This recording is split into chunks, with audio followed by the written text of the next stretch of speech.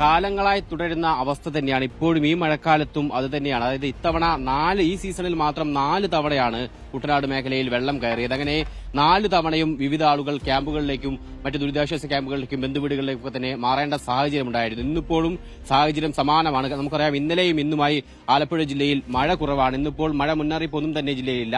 എന്നിരുന്നാലും വെള്ളക്കെട്ടടക്കമുള്ള പ്രതിസന്ധികൾ ഇപ്പോഴും ഈ കിഴക്കൻ മേഖലയിൽ തുടരുകയാണ്. കുട്ടനാട്, അപ്പർ കുട്ടനാട് മേഖലയിൽ ഇപ്പോഴും വെള്ളക്കെട്ടാണ് എന്നുള്ളതാണ്. നമുക്ക് ദൃശ്യങ്ങളിൽ കണ്ടാൽ തന്നെ മനസ്സിലാകും. ഒരു വീടിന്റെ മുൻവശമാണിത്. ഈ ഗേറ്റിനപ്പുറം വീട് ഈ രീതിയിൽ വെള്ളം ഓരോ വീടുകളിലേക്കും കയറിയിട്ടുണ്ട് എന്നുള്ളതാണ്.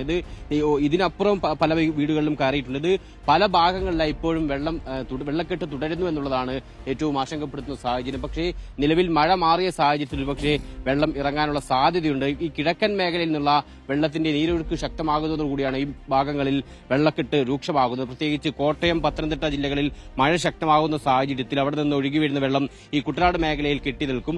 അങ്ങനെ ഈ ഭാഗങ്ങളിൽ വീടുകളിലേക്ക് അടക്കം വെള്ളം കയറുന്ന സാഹചര്യമുണ്ടാകും. ഈ പറഞ്ഞതുപോലെ തൊഴുത്തുകളിലേക്കടക്കം തന്നെ വെള്ളം കയറിയതോടെ ഈ ക്ഷീര കർഷകരും വലിയ ദുരിതത്തിലാണ്. അപ്പം ഈ ഭാഗങ്ങളിലേക്ക് വാഹന ഗതാഗതമടക്കം വലിയ പ്രതിസന്ധിയാണ്. നിലവിൽ